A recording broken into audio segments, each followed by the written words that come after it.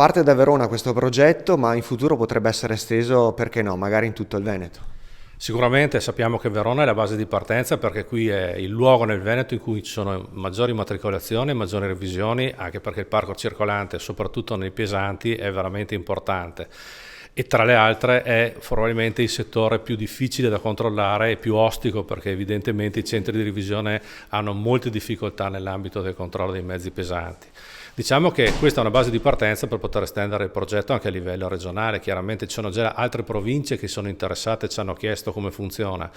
Noi vorremmo prima però sperimentare questo percorso qui perché tendiamo ad ottimizzare quello che precedentemente c'era nell'ambito delle revisioni. Noi vogliamo lavorare con un sistema dinamico e veloce e che gli imprenditori possano lavorare con un'app che attraverso 2 tocchi possano sostanzialmente inserire dati e controllarli.